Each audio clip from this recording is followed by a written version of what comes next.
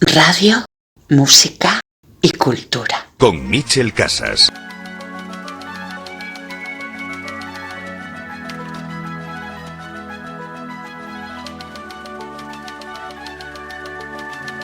Con Mitchell Casas, acordes y letras.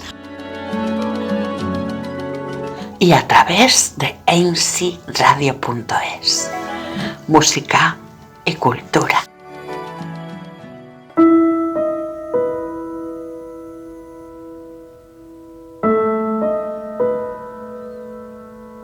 Cuando veas las pardas golondrinas, alegres y dispuestas a emigrar, no pienses que como ellas, fugitivo mi ardiente amor será. Cuando modulen sus alegres trinos, goza de su cadencia celestial, pero no pienses que mi amor es eco de esa ave que se va. Medita en que si cruzan revolando, es el amor origen de su afán, y si cantan y el eco al fin se pierde, muy pronto volverán. Aves y cantos morirán mañana, flores, nubes y estrellas pasarán, mas la pasión que tu beldad me inspira no ha de morir jamás.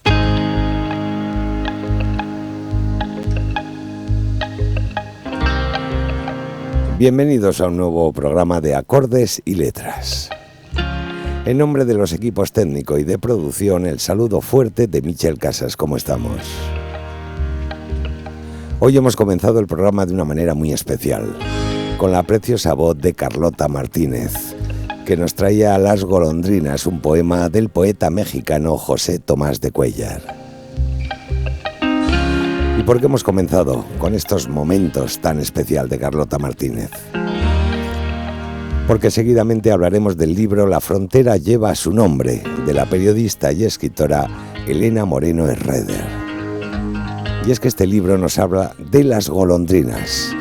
Las golondrinas eran unas mujeres de principios de siglo que atravesaban el Valle del Roncal y iban a trabajar al sur de Francia, que se marchaban en octubre y volvían en mayo. Por eso les llamaban las golondrinas. Y marchaban para coser alpargatas y poder hacerse el ajuar. Una historia emotiva, realmente interesante y que os va a emocionar muchísimo, ya veréis. Seguimos en el cielo porque seguidamente hablaremos del libro Estrellas por un tubo, de Enrique Joven. Y seguimos en los cielos porque vamos a recordar y a homenajear a unos escritores que se han marchado últimamente y que no les correspondía marcharse. A Fernando Marías, a Javier Abasolo y a Domingo Villar. Todo esto y mucho más en Acordes y Letras. Vuelve Pierre Lameth con La gran serpiente. Una novela negra divertida, inmoral y jugosa. Grandes dosis de humor al más puro estilo Tarantino. La gran serpiente, de Pierre Lameth. Ediciones Salamandra. Descubre la apasionante historia de la espía española más importante del siglo XX. África de las Heras es una mujer de muchas leyendas y terminó siendo una leyenda de mujer. África de las Heras es la violinista roja. La nueva novela de Reyes Monforte, La violinista roja. Hola, soy Mónica Roanet, autora de Nada Importante. La historia comienza en el Madrid de los años 90, cuando la protagonista logra sobrevivir a lo que parece un brutal ataque de violencia de género. A partir de entonces, los lectores la acompañaremos a lo largo de los años hasta llegar a la época actual, y en nuestro viaje iremos viendo cómo la sociedad va evolucionando respecto a este tema. Nada Importante, la última novela de Mónica Roanet.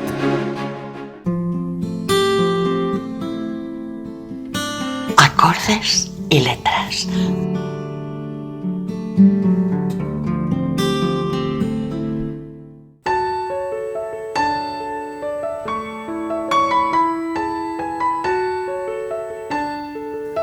Vamos ahora en Acordes y Letras a hablar de un libro precioso. Se llama La frontera lleva su nombre y está escrito por Elena Moreno Herreder. Yo creo que alguna vez ya os lo he dicho, yo no soy partidario de poner etiquetas a la literatura. No creo ni en la literatura masculina ni en la literatura femenina. He leído libros maravillosos que en teoría estaban dirigidos al público femenino y libros auténticamente insoportables que estaban dirigidos al público masculino. Yo creo que la literatura no tiene género. La literatura es buena o es mala. Te puede gustar más el tema sobre el que escribe o menos, pero creo que no tiene nada que ver con el sexo. Tenemos una novela aquí que en teoría podría ser dirigida a público femenino, pero yo os puedo asegurar que a mí me ha encantado. Son más de 500 páginas de muy buena literatura, entretenida y sobre todo muy emocional. Os voy a hablar de la autora. La autora se llama Elena Moreno Herreder, es una conocidísima periodista y escritora. Normalmente los autores se presentan en la propia cubierta del libro, en la parte interna, haciendo una especie de currículum, de resumen de su vida profesional. Y a mí me ha gustado mucho cómo lo ha hecho Elena, porque lo ha hecho en primera persona. Y dice así: soy Elena Moreno y quería saludar muy especialmente a todos los que siguen el programa de Acordes y Letras. Yo nací en Bilbao y aunque me he pasado la vida buscando las orillas del mar, ahora vivo en Guecho, viví en Barcelona en ese Mediterráneo maravilloso e imprescindible y siempre he escrito, desde cuentos a mis hijos hasta mi labor periodística en los periódicos, en la radio, medio que adoro y con el que me acuesto y me levanto. Y he escrito, esta es mi cuarta novela. Estuvo El Salón de la Embajada Italiana, Donde quiera que estés y Devuélveme la luna. La frontera lleva su nombre, es mi última novela. ¿Y qué historia nos cuenta La frontera lleva su nombre?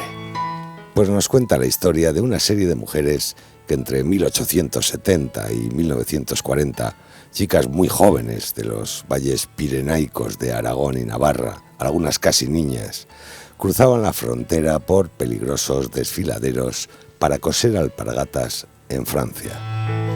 Iban en octubre y volvían en mayo, por eso las llamaban golondrinas. Algunas perdieron la vida en esos viajes y para otras fue un renacimiento. Esta es una historia real, ¿eh? No penséis que es una historia inventada. Luego, por supuesto, Elena la ha novelado. Y en esta novela cuenta en un tono muy personal, en un tono íntimo, como si hablara de su propia familia, la vida de 4 generaciones de mujeres, una travesía que comenzaba en 1913 en la novela. Vamos a escuchar de nuevo a la propia autora, Elena Moreno, cómo nos resume este libro. Acabo de publicar con la editorial Grijalbo del grupo Penguin Random, La frontera lleva su nombre. Es una novela que os puede conmover, os puede aportar muchas de las investigaciones que he hecho yo sobre los silencios que a veces contiene la historia. Y vais a encontrar en ella a una saga de 4 mujeres que atraviesan el siglo XX y se enfrentan a todas las convulsiones que hubo en él. La Primera y la Segunda Guerra Mundial, nuestra guerra civil, la invasión alemana, también los descubrimientos, la penicilina, muchas cosas. Así que espero de verdad que disfrutéis con ella. Un abrazo muy grande. Mi bisabuela, como la mayoría de las roncalesas de su generación, era una golondrina. Con las mujeres de otros valles cercanos, se iban a trabajar a Francia, donde fabricaban alpargatas por 7 o 10 céntimos de franco la hora, sin mirar a los hombres, ni faltar a la iglesia los domingos. Las llamaban golondrinas porque su emigración coincidía con la de esas aves. Vestidas de negro, se iban en octubre y volvían en mayo o junio, y nunca supieron si las raíces de sus vidas estaban a un lado o al otro de los Pirineos. La frontera lleva su nombre, es la historia de 4 generaciones de mujeres acostumbradas a sentir en silencio, a través del tiempo, los confines, el amor y la guerra. Deciros que a mí desde el principio me llamó la atención este libro y la verdad es que ha sido un auténtico placer leerlo. Es una historia muy bien narrada, muy emocional, de esas, como digo yo, que te enganchan desde la primera hasta la última página y que os hacen disfrutar del relato completo. Estuvimos en Bilbao con ella, estuvimos en la presentación del libro en el Hotel Carlton de Bilbao. estuvo acompañada por la editora de Grijalbo, Cristina Castro, y por Miriam García Otero y Josu Fuentes Romaña. Hemos querido presentaros un resumen de esta presentación de Elena Moreno Herreder sobre este libro, La frontera lleva su nombre. Elena Moreno comienza hablándonos de la importancia que tiene la historia en su novela. Yo cuando empecé a escribir La frontera lleva su nombre, empecé como casi todas pensando en amor. A mí el amor me estimula, me parece que es un abanico del que se puede hablar eternamente y que es maravilloso. Pero luego pensé, digo, bueno, o sea, ¿cómo vas a sostener solamente con una historia como las que yo había escrito? Que no tenía 4 personajes, no tenía un trayecto histórico. Yo no quería escribir una novela histórica, de hecho yo creo que esta novela no es una novela histórica. Entonces me encontré con la historia, me encontré con ella y entendí que hay cantidad de mundo emocional a lo largo, valga la redundancia, de nuestra propia historia, que no se puede entender si no se explica un poco el mundo emocional. Entonces, en esta novela, la historia es casi un personaje más. Actúa como un telón de fondo, como un personaje que nos justifica un poco el comportamiento de los personajes, un poco todo eso. Tengo bastante, yo no sé si habrá algún historiador en la sala, pero les tengo más miedo que al cólera, porque evidentemente yo no soy historiadora y siempre estoy pensando, bueno, se va a levantar alguien cuando presente y me va a decir, oiga, que 1797, perdón, no es una novela histórica. Me van a permitir los fallos que pueda tener de esto, porque lo que justifica y lo que es un personaje más esa historia. Yo, que como todos sabéis tengo la faceta periodística y que siempre en mis columnas trato de irme un poco también por los cerros de Úbeda, me he reconciliado con la historia. Me he reconciliado porque quizás sea algo que esos enunciados rígidos, etcétera, a lo mejor ahora me sirven como escritora, para que todo el mundo pueda entender cosas, fenómenos. Yo mientras escribía La frontera lleva su nombre, pues lo cierto es que yo pensaba, bueno, hay gente que sabe, que tiene 35 años, sabe cómo se firmó Versalles. Digo, nada. Si no se cuenta una serie, no sabe. Entonces me vi como metida un poco casi pedagógicamente, ¿no? Yo quiero que mi lector no se pierda nunca en mis novelas. Quiero que disfrute. Entonces, claro, yo no podía irrumpir en la historia tal cual y empezar ahí a dar la vara.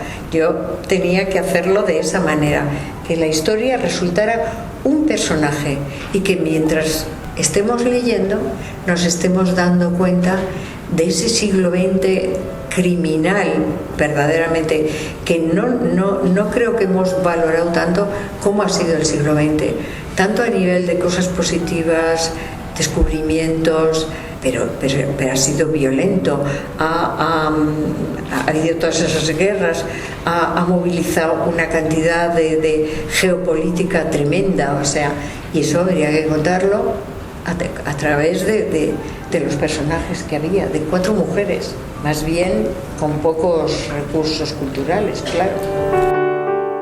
Ahora nos cuenta Elena cómo el hilo conductor de toda la historia es el amor, en toda su extensión, pareja, amigos, etc. Y yo os aseguro que describe muy bien las emociones.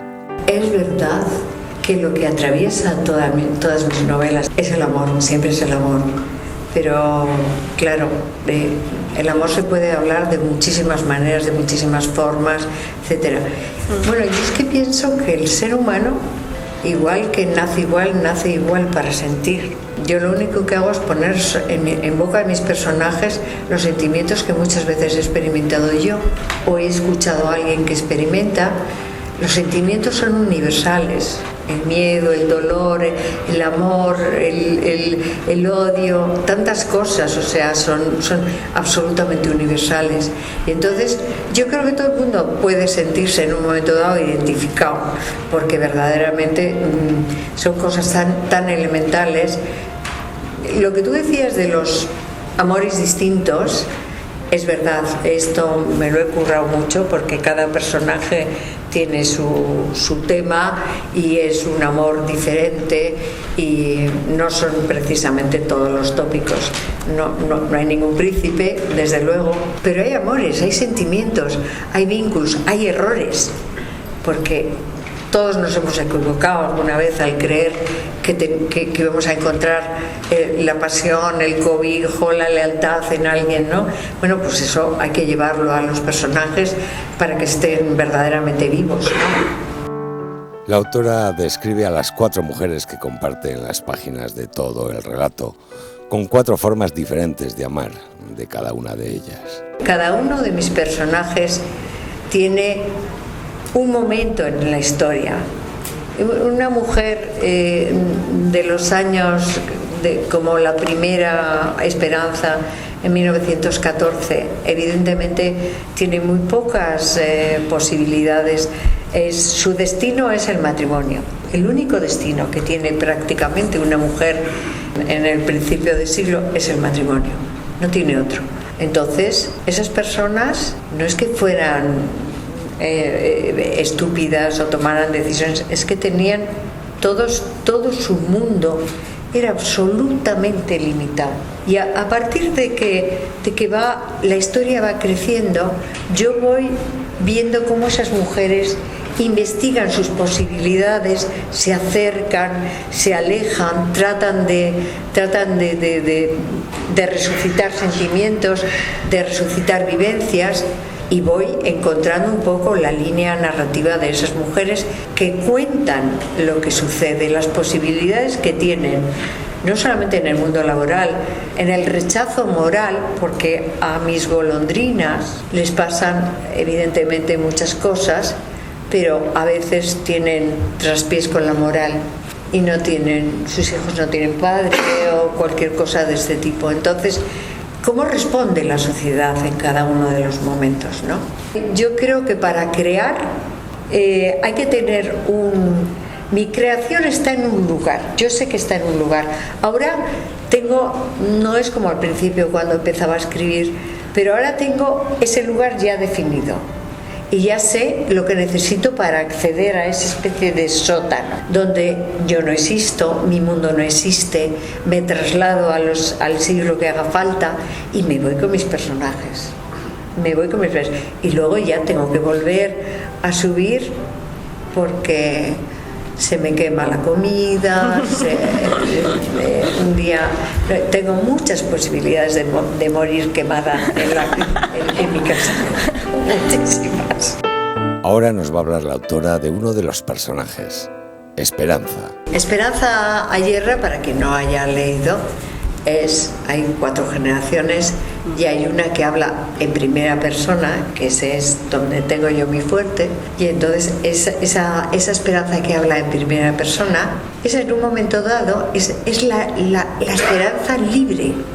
Después de 4 generaciones, tú cuando lees te das cuenta que esa chica de 36 años es libre y que mira de repente a su familia, bueno, yo creo que como muchas familias, y encuentra un montón de silencios, ni tan siquiera digamos secretos, porque a veces son tratados como un silencio ahí persistente, un silencio que se hereda, que se deforma, que no es ¿qué pasó con la tía Agripina? No, o sea, es que de vez en cuando se cuela el silencio ese y aparece en Navidad y se forma la que se forma. Todas las familias tienen esos silencios. Yo me doy cuenta que ese silencio generalmente es protector, en teoría. Luego resulta que no es tan protector, pero los silencios suelen ser protectores. Las esperanzas mías protegen a sus hijos de su propia historia.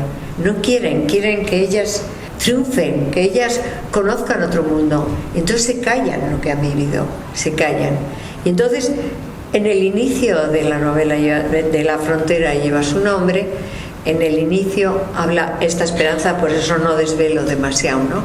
Y ella está en un momento, al principio de la novela, esta esperanza, esta chica con todo el frescor, se va a casar con un francés muy relacionado con su familia, porque en un momento dado ella tiene una crisis, se separa, etcétera, etcétera, y el único consuelo para llevar ese duelo es volver su vista hacia por qué su madre es como es, a por qué su abuela tiene esa leyenda, etcétera. Y de pronto nos va mostrando todo lo que ella se ve obligada a recorrer.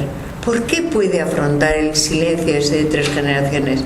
Porque es una mujer libre, porque no tiene miedo ella, porque no es una mujer global, como son nuestros hijos, como es mi hija. Es una mujer que habla lenguas, que viaja, que el mundo para ella es inmenso, pero no siempre ha sido así. Todos sabemos que no siempre ha sido así. Y entonces las otras generaciones, a veces, esa dificultad de cariño que tiene la madre de esta chica, ¿no? Como que le deja ahí como que, tómale esto, o sea, como un poco como de refilón, ¿no sabes? O sea, como bueno, o que no le quiere mostrar las esperanzas en esa maternidad también silenciosa. No pueden amar a sus hijos, llenarles de... Es un silencio casi doloroso, yo creo. Casi doloroso, se habitúan. Sí. Se habitúan a silenciar, porque no tienen un mundo que les permita expresarse. A ver, es que es la historia de las mujeres, en definitiva. Yo no pensaba escribir esto, pero de pronto estaba así, como si estuviera en mi registro, y no tiene nada que ver con reivindicaciones ni nada. Está ahí. Es la historia, está ahí. La historia está, lo que pasa que no nos nombran. Las golondrinas viajaron, cruzaron el Pirineo y no aparecen en la historia. No aparecen. No generan riqueza. Es una emigración estacional. No les interesa a ninguno de los dos países fronterizos. No les interesan. No existen. Entonces, de pronto, yo me topé como... haciendo un homenaje a esos silencios, y esas mujeres que no podían amar a sus hijos, no podían colmarles de beso porque creían que las emociones los iban a debilitar para la vida. ¿Cuántas abuelas no, pero cuántas madres se han reprimido muchas veces en los cariños, en los abrazos, en todo? Porque entonces mis personajes están ahí mostrando sus vidas, y luego cada uno que entienda y que vea lo que quiera, ¿no? Elena Moreno nos cuenta ahora algo muy importante en la novela, que es la solidaridad entre las mujeres, que se respira en toda la novela. Yo nunca lo he entendido, partiendo de esa base, cuando te dicen, no es que las mujeres entre vosotras y tal, bueno, a ver, perdón, no, o sea, yo he tenido el apoyo en los momentos, además, precisamente esos momentos donde necesitamos entender la vida, necesitamos que alguien nos apoye con los hijos, con los problemas, con todo. Yo he tenido todo el apoyo de mis amigos, de mis amigas femeninas, de las mujeres. Yo creo que, por ejemplo, la existencia de esta saga familiar no sería posible si no hubiera habido una solidaridad ahí profunda, silente. Es que en realidad cuando hablo de mi novela me doy cuenta, todos estos días que me estaban haciendo entrevistas, fíjate que estoy reconociendo mi novela como en profundidad. Cuando me preguntan, cuando los demás me hacen resaltar, bueno, esto, ¿por qué lo dices? O ¿por qué tal? ¿No? Me parece como que vuelvo a entender. Y evidentemente eran unas mujeres valientes. Toda la vida ha habido mujeres valientes. Supongo que cada uno de los de esta sala ha tenido alguna mujer valiente y leal, y que ha tenido ayuda, porque estas chicas evidentemente que iban con 15, 16 años, muchas veces solas, que salían de un valle pirenaico, rural, encerradito ahí, con ese cobijo de los valles, y salían y de repente atravesaban todo, iban, y la historia y ese siglo XX les venía encima. Todo eso hubiera sido imposible. A la llegada se encontraban con la mano tendida de muchas mujeres que habían ido previamente. Habían abierto las puertas, sí, que ellas se encontraban abiertas. Hay un personaje muy bonito, maravilloso, sí, que es la patrona. La patrona que les recibe, que les pone el jergón allí, tal cual, esa madre universal o esa lealtad universal, ¿no? Tiene muchas cosas muy buenas, porque ya te digo que no todos van a ser bombas y tristezas. La autora nos relata ahora que escribió la novela durante el confinamiento, durante la pandemia, y nos cuenta la dificultad que tuvo para documentarse. Eso fue un drama, verdaderamente un drama, la documentación. Yo no estoy acostumbrada a escribir cosas muy documentadas y tal y cual y no sé qué. Entonces de repente me veo que la historia se me avecina, que la historia la necesito y digo, bueno, voy a ver qué hay. Por supuesto, en ese momento estaba el mundo entero en internet, digo, voy a aprovechar a ver si hay alguien ahí, llamo a la puerta que me pueda ayudar. Y entonces empecé a buscar y para mi sorpresa no había nada de las golondrinas. Silencio documental. Eran como un anecdotario de los valles pirenaicos, pero nadie. Alguna asociación que hace una labor fantástica y que había recogido algunas conferencias, una biznieta que había escrito una tesis en la Universidad de Po, etc. Pero básicamente no era eso de coger, ir a la Wikipedia y poner las golondrinas. No, las golondrinas se ponía aves que migran de tal, punto. Y entonces yo de repente, pues no puedo escribir esta novela, pues no voy a poder, porque pues no voy a poder. Pero insistí, y yo tengo un regalo que me ha hecho la naturaleza, que es que yo conozco a la gente más rara que hay en el mundo, o sea, aparece en mi camino. Es maravilloso, pues me gustan las personas que me cuentan una historia o que me sacan de mi rutina, etcétera. Y entonces de repente trasteando vi que había un historiador que se dedicaba al Valle de Roncal. Digo, mira tú por dónde. Y me encontré a Fernando Walde, un hombre absolutamente maravilloso, que había escrito sobre las golondrinas, y no solamente eso, había asesorado para un documental y tal. Y bueno, he tenido llamadas que algunas personas que están aquí, y se lo he contado, se han reído, porque yo siempre hago un poco de chiste de este camino atormentado que llevamos los escritores, ¿no? Y entonces pues hablé con no sé si era coronel, teniente coronel, capitán general, porque yo de grados no entiendo nada, pero uno del ejército, que le busqué del ejército de tierra, que me informó sobre los Pirineos. Hablé también con un historiador francés que tiene verdaderamente unos libros que os aconsejo sobre los campos de concentración franceses, y encontré cosas de estas. Y entonces me dediqué a hablar por teléfono, a llamar y todo, íntimo. Decimos íntimos del coronel, íntimos a la mayoría no les conozco. O sea, pero de eso me tuve que nutrir, porque es que vuelvo sobre lo mismo. Fijaros cómo se levanta ahora, no, porque ahora vivimos esa explosión en los medios de comunicación, que siempre los que sabemos de medios de comunicación sabemos que siempre hay un redactor jefe que te dice busca una historia humana. Eso ya sabemos lo que significa, busca una historia humana. Entonces, pero antes esa historia humana no existía, no existían las emociones. Entonces, bueno, pues verdaderamente tienes que buscar a gente que está unida. Fernando Walde es nieto de una golondrina, y él me enseñó el reloj de pared que está en su casa de Isaba, allí con las vigas y tal, que su abuela había estado trabajando cosiendo alpargatas durante 6 años o 7 para llegar con todas las piezas de aquel reloj. En cada temporada tenía una parte del reloj. Y yo pensaba, ahí están todas esas cosas, ese valor impresionante, ¿no? de esa abuela que trae por piezas un reloj, porque ellas traían cosas para su ajuar, no podían cambiar el dinero. No era para tener una vida mejor, para mejorar en sus condiciones sanitarias, etc. No, lo hacían para mejorar su ajuar. Elena Moreno nos relata ahora cómo, tras escribir esta novela, ha cambiado su percepción de la historia y el valor de muchas cosas.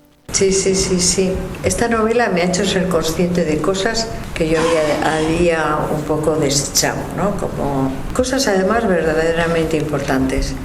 El valor de ese reloj, por ejemplo, a mí me impresionó. Lo del reloj lo pongo porque es que me parece que una mujer que esté 3 años cosiendo alpargatas para tener un reloj, desde nuestro punto de vista de consumo actual, es una cosa impensable verdaderamente, ¿no? Por ejemplo, sí, lo de la memoria histórica.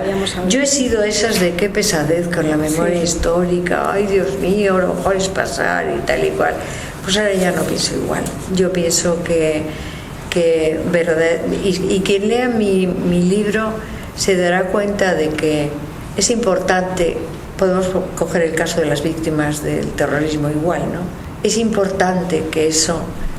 el silencio es muy dañino, y te das cuenta que hasta que no se resuelve absolutamente no podemos curarnos, no podemos curarnos de todo eso, ¿no? Entonces tiramos hacia un lado, hacia otro, hacia la ira, hacia la negación, o sea, las dos cosas, pero tiene que haber un punto intermedio, y a mí me ha hecho reflexionar bastante en ese sentido. Me encontré, por ejemplo, con un personaje que seguramente nadie habrá oído hablar de esto, y ahora se me ha ido el nombre, la enfermera. Me encontré con una enfermera que hubo en el campo de Gurs, donde se metieron a los republicanos, pero después de los republicanos vinieron los judíos que habían huido de Alemania, de Austria, de Polonia, etcétera, y se habían refugiado en Francia. Fueron allí al campo de Gurs, los internaron porque Hitler, muy listo, puso una cláusula que dijo: todos los que se han ido vuelven, porque iban a volver a los campos de concentración. Y he entendido también cosas de estas, cosas de la historia, o sea, de que Hitler no es simplemente un dictador que tal, que cual, que hay mucha perversión ahí en medio. Entonces, si lo protagonizan mis golondrinas y lo cuentan, pues es que podemos entender cosas que a lo mejor las hemos pasado un poquito por alto. Esa enfermera que monta un sistema y se mete pesada en Francia, que los gendarmes ya no podían con ella, los alemanes tampoco, y logra entrar en ese campo de concentración de Gurs y logra un sistema de evasión de los niños. La autora nos habla ahora de una historia que hay dentro de la novela relacionada con niños, que no vamos a relatar para no destripar toda la novela, pero nos da unos datos sobre este pasaje. Nosotros no hemos podido rescatar, somos, bueno, como mucho un ucraniano en casa, pero nada más, o sea, de aquella gente del siglo XX que estaban todos, no hemos podido hacer gran cosa, pero yo me he sentido todopoderosa porque yo en mi novela como escritora he salvado a niños, he organizado una red de evasión perfecta, increíble, y no sabéis lo que he disfrutado porque estaba tan metida, o sea, digo, por favor, o sea, ¿cómo le saco del campo? No puedo contarlo. Es que no podemos contarlo, es una pena, pero... No, pues ya lo leeréis. Ya nos juntaremos otro día y lo comentamos todo porque es increíble. Ahora Elena Moreno, en una reflexión personal, nos habla de que es la novela quizá más cercana y emocional que ha escrito, ¿no? Y alguien le preguntaba si hay algo de ella en la novela, si hay algún personaje autobiográfico. No hay personajes autobiográficos en esta novela. Yo hay pedacitos de mí en cada personaje, pero en cuanto a lo de susurrarte, yo creo que forma parte de mi estilo, pero ahora ya, como soy mayor y ya he asumido que lo mío es contar, y lo mío es agarrar, como te agarra algún pelma en la calle y te empieza a pim pam, yo te agarro por el cogote en las primeras páginas y no te voy a soltar. Y para no soltarte hay que susurrar. Y para susurrar hay que cuidar cómo se dicen las cosas. Y para cuidar cómo se dicen las cosas hay que pensar cada palabra, hay que rellenarla, tener su acepción más maravillosa. Porque, en definitiva, ¿qué es leer? Que a mí me apasiona. Pues leer es que alguien te robe a través de tu mirada en las páginas y que te lleve a su mundo, a su historia, a lo que él ha creado para ti. Y bueno, yo he aprendido mucho con mis alumnos, con los que aprendo mucho y bueno, de alguna manera trato de enseñarles o de contagiarles con mi amor por ¿qué hace un escritor? Representa la realidad. Puede representarla de mala manera o puede representarla como un encaje, un terciopelo maravilloso. Yo tiendo, como soy un poquito barroca, tiendo al terciopelo. Aunque ya hemos contado que esta es una historia real, las golondrinas existieron, estas mujeres tuvieron esa vida que nos relata Elena. ¿Hay alguna de sus golondrinas que sea real o algún personaje de la historia es real? Ninguno es real, es ficción. Ahora estoy mucho más empoderada en la ficción. Es que verdaderamente escribir es un oficio y con el tiempo consigues, no es que escribas mejor o peor, sino que consigues representar mejor esa realidad. Lo que yo digo muchas veces en mis clases, ¿no? Que tienes más recursos de vieja. Y entonces tienes más posibilidades. De todas maneras voy a decir una cosa, porque verdaderamente hay aquí parte de mi familia. Mi abuela se llamaba Mathilde Charlier. Vino como una especie de...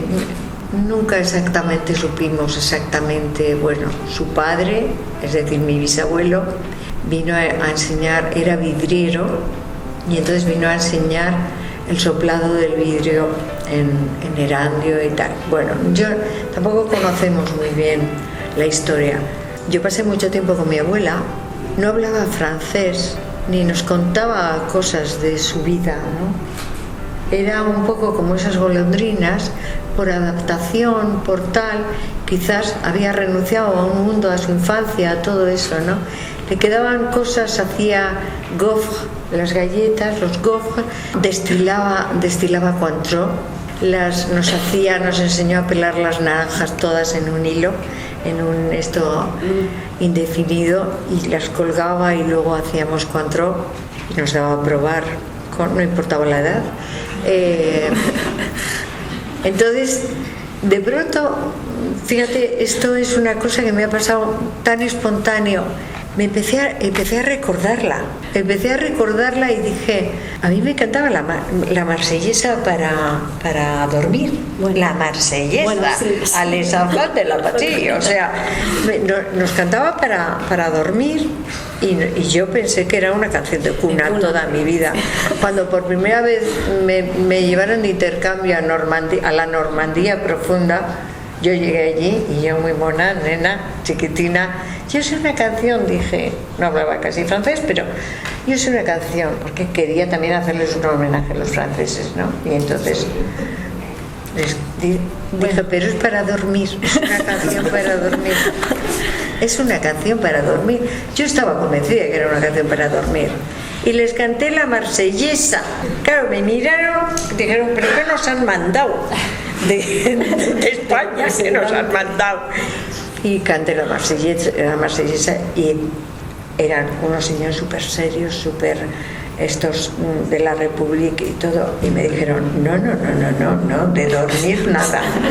Soy afrancesada porque además, no solamente por mi abuela, sino porque me gusta mucho Francia y sobre todo por su enorme respeto a los escritores y a los artistas. Aquí lo comentábamos antes, la Cruz de Honor se la dan a los españoles en Francia. Aquí si sobrevivimos, pues ya es mucho.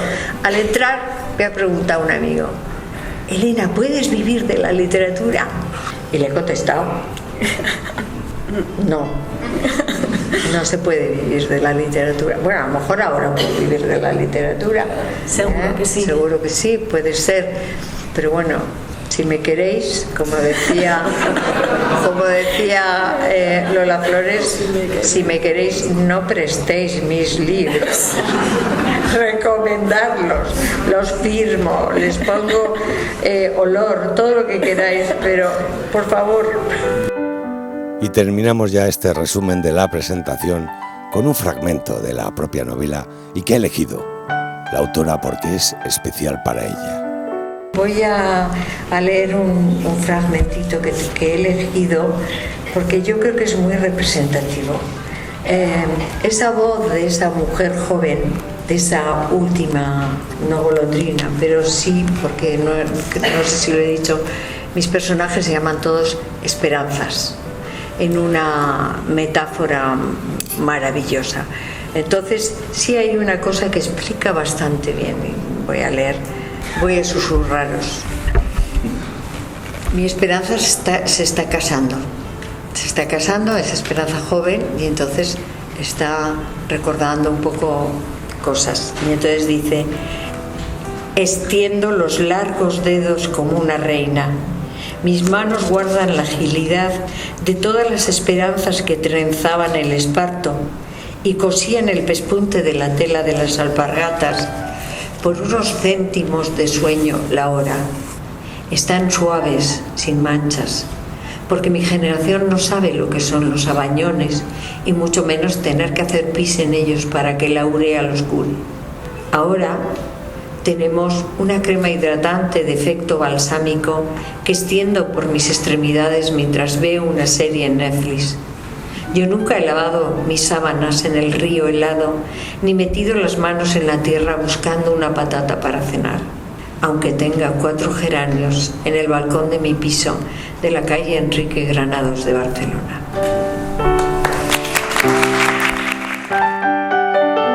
Y tras la presentación llegó un largo turno de preguntas, de respuestas, de firmas y de emociones. Un libro que yo recomiendo personalmente. Repito, a mí me ha encantado, no solamente porque la historia es muy entretenida y porque es una historia basada en hechos reales, por decirlo de alguna manera, sino porque es muy emocional y estoy seguro que os va a llegar muy dentro. Recordarlo, se llama La frontera lleva su nombre, está escrita por Elena Moreno Herreder y publicada en Grijalbo.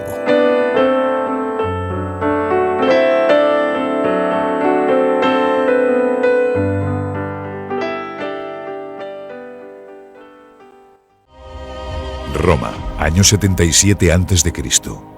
El cruel y todopoderoso senador Dolabella va a ser juzgado por corrupción. Nadie se atreve a enfrentarse a él, hasta que un joven patricio de 23 años acepta ser el abogado de la acusación y desafiar al poder de las élites. Su nombre es Cayo Julio César. Santiago Posteguillo nos muestra los orígenes del hombre tras el mito, grandes batallas y victorias militares, intrigas en una Roma llena de peligros y una emocionante historia de amor marcaron el destino de Julio César. Después de César, el mundo nunca volvió a ser el mismo. Descubre la verdadera historia de Julio César en la nueva novela de Santiago Posteguillo. Roma, soy yo. Soy Elia Barceló. Mi nueva novela se llama Muerte en Santa Rita y es una novela que, como ya indica en su título, tiene mucha parte de criminal, pero es una novela de las que se leen con una sonrisa. Muerte en Santa Rita, la última novela de Elia Barceló.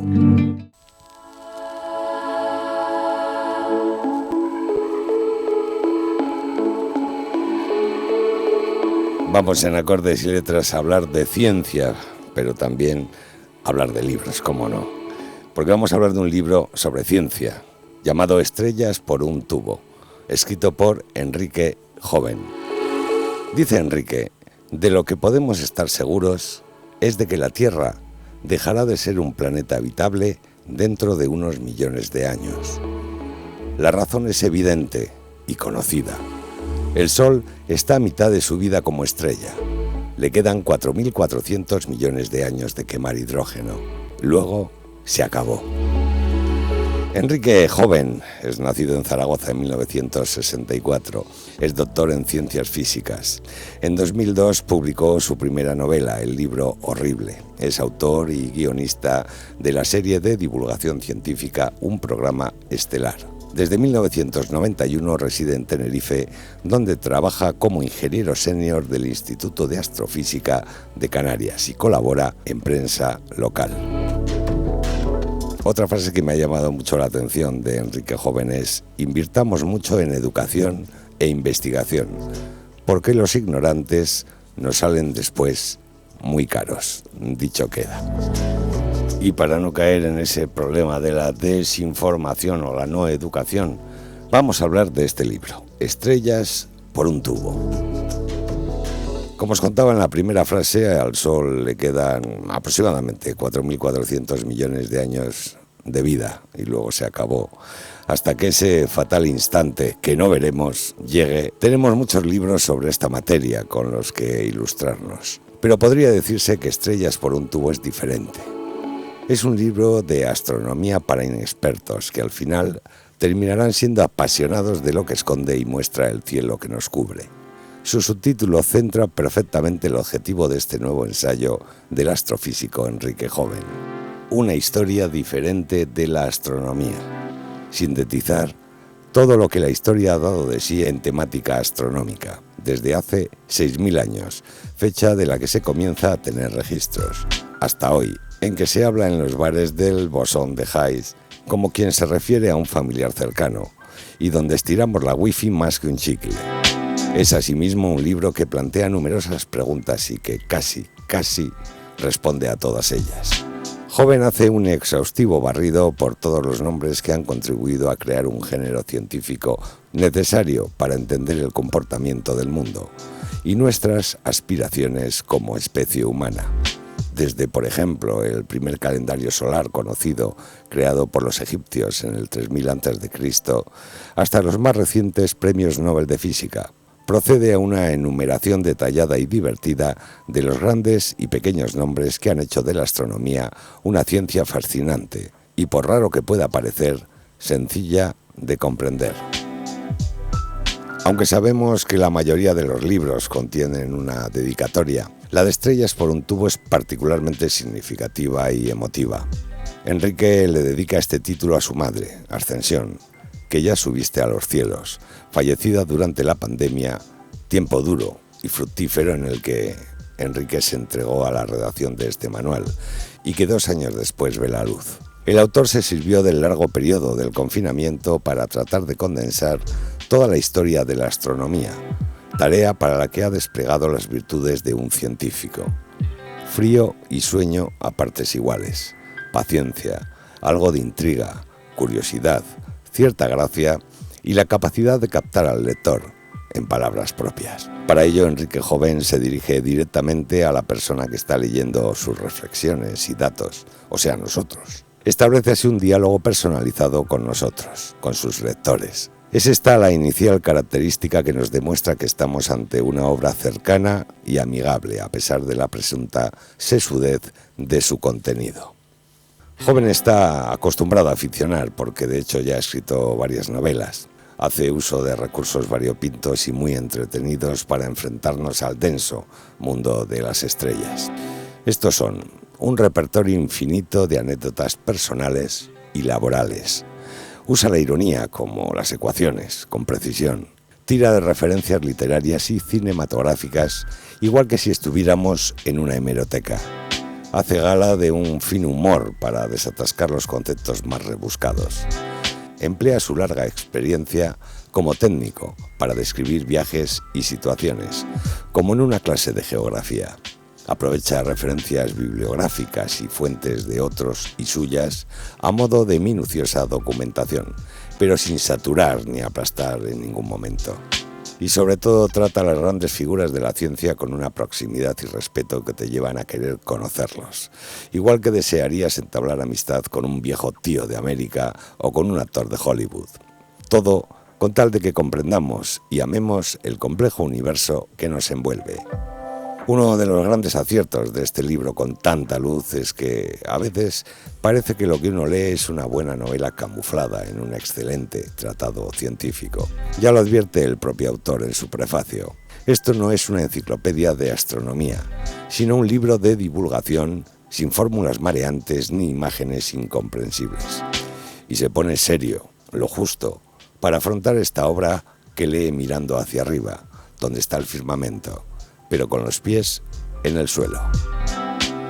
Con cierto punto de vista romántico y soñador, Enrique Joven desmenuza sus temas predilectos en este libro. Para ello se sirve de la historia, de los datos rigurosamente comprobados, de símiles literarios, de cine y de músicas. Todo ello nos acerca más y más a los fenómenos estelares. Así, habla de la película Ágora, del Rey León, de Interestelar, de la Divina Comedia de Dante, hasta de Whitney Patrol. Nos habla de las estrellas, de los cometas, de los planetas, del Sol, de los agujeros negros, del telescopio, de los templos del cielo, del cambio climático y luego de todos esos personajes que reúne en este libro, centenares de actores nombrados con nombre, apellidos y siglo de existencia, cuyo punto en común es haber trabajado en descubrimientos fundamentales para el devenir de la ciencia. Por ejemplo, Aristóteles, Ptolomeo, Hipatía de Alejandría, Copérnico, Diego de Zúñiga, Galileo Galilei, Isaac Newton, Giovanni Borelli, Hubble, Albert Einstein, Carl Sagan, Robert Oppenheimer, Stephen Hawking. En fin, es un libro que yo de verdad os recomiendo personalmente porque a mí me ha sido sencillísimo leerlo y sencillísimo entenderlo. El lenguaje de Enrique es muy asequible, todos lo vamos a entender y no nos va a parecer el típico tratado científico que pensamos que es para especialistas o personas que han ahondado mucho en el tema. No, es un libro que puede leer cualquiera y que de verdad que es curiosísimo, originalísimo y entretenidísimo. Y cómo no, vamos ahora a escuchar a su propio autor, Enrique Joven, que nos habla de este Estrellas por un tubo. Hola, quiero enviar un saludo a los oyentes de Acordes y Letras, y en especial, muy efusivamente para Michel Casas. Soy Enrique Joven y quería hablaros de mi último libro. Lleva por título Estrellas por un tubo, una historia diferente de la astronomía, que acaba de poner en las librerías la editorial Roca. Como podrás deducir por el título, la cosa va de astronomía. Pero no te asustes. Trabajo como ingeniero en el Instituto de Astrofísica de Canarias y en ocasiones también escribo libros. Divulgar ciencia es algo bastante entretenido y hablar de estrellas sencillamente apasionante. En este mi último libro lo hago de forma distendida, contándote 1000 cosas sobre la historia de la astronomía y sus protagonistas, los astrónomos. Y como ocurre con los santos, a veces no basta con contar su vida, sino que también es necesario contar sus milagros. Todo aquello que descubrieron con mucha paciencia, bastante ingenio, algo de frío, mucho sueño y abundante café. Así desde hace más de 4000 años, en que tenemos noticias del primer astrónomo conocido que, pásmate, curioso y justamente fue una mujer. Allá por Babilonia apuntó en sus tablillas de barro cómo se movía el planeta Venus. Desde entonces hasta hoy han pasado muchas cosas, y no me resisto a contarte muchas de ellas en este libro que te recomiendo. Confío en que te guste, que te atrape desde la primera página hasta la última. Y por supuesto, espero encontrarte entre sus páginas. Un saludo. Recordarlo, se llama Estrellas por un tubo y está escrito por Enrique Joven. Un libro de verdad muy recomendable, muy entretenido, muy ameno y que os va a encantar.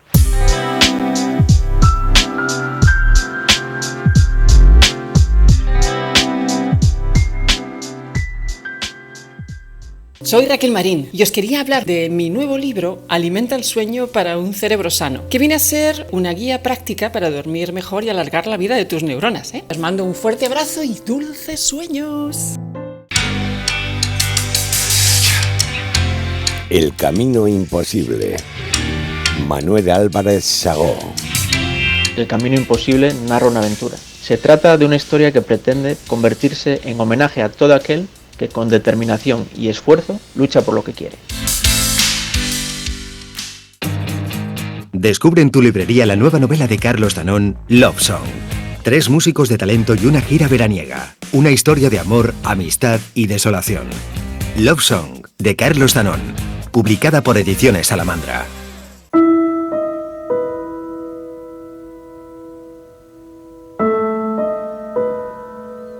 Hoy he querido dejar la parte final de Acordes y Letras para homenajear a una serie de escritores queridísimos que se nos han marchado recientemente.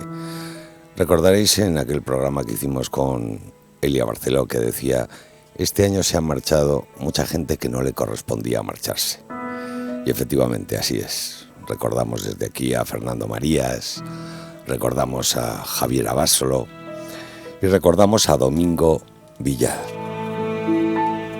Como sabéis, Domingo Villar ha fallecido recientemente, víctima de un ictus, a los 51 años de edad.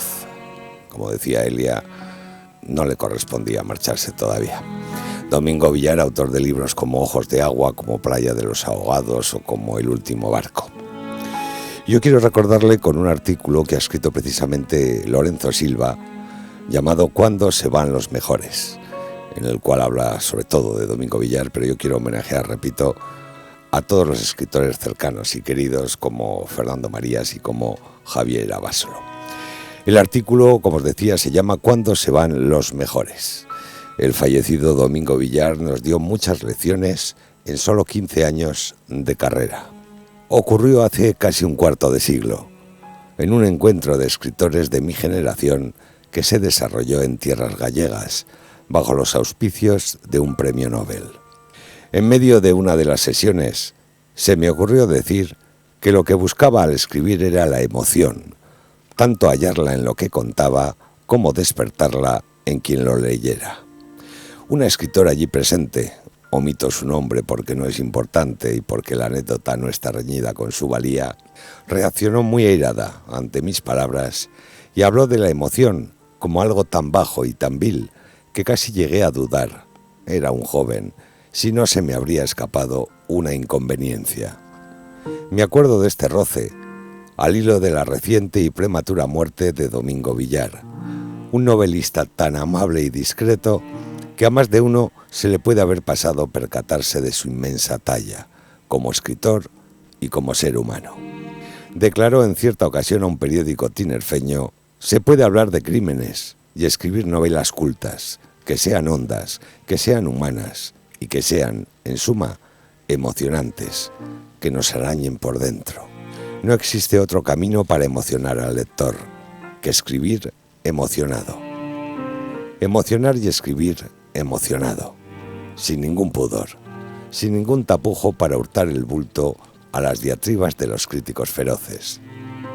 Porque Domingo Villar era así, limpio, entrañable, verdadero. Lo mismo si hablaba con un periodista, conversaba con un lector o un amigo, o se sentaba a escribir con paciencia de orfebre. Uno de esos libros que le valieron merecidamente miles de lectores. Nos dio tantas lecciones en apenas 15 años de carrera literaria. No menor fue lo de escribir siempre al unísono y con idéntico amor sus libros en castellano y gallego. Qué ejemplo más luminoso y esperanzador, semejante al que nos dio algún otro, pienso en Joan Margarit, que también se nos fue en este bienio maldito para las letras, frente a quienes creen que no hay mejor manera de defender una lengua que despreciar o arrinconar otra. Domingo Villar emocionaba en las dos, quizá porque antes se preocupaba de leer ambos textos en voz alta a su padre primero, y cuando le faltó a sus hijos, para cerciorarse de que su relato estaba vivo y lograba conmover. Nada va a poder devolvernos al padre que se fue demasiado pronto, pero en su memoria y en su corazón resonará siempre su voz cálida, honda y melodiosa, como lo eran, además de sabias, sus ficciones. Cuando se van los mejores, solo un consuelo nos queda, el bello rastro que dejan tras de sí y que nos ayuda a seguir viviendo. Pues os recuerdo estas 3 novelas de Domingo Villar, que yo recomiendo porque a mí me encantaron, me parecieron súper entretenidas, novelas negras y apasionantes. Ojos de Agua, Playa de los Ahogados y El último barco. Descansen en paz tantos buenos escritores y tantas buenas personas como Fernando Marías, Javier Abasolo y Domingo Villar.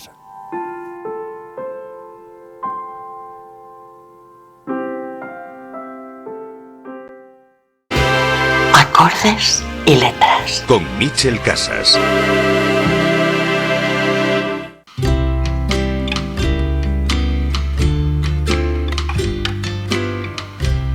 Y esto ha sido todo por hoy en Acordes y Letras.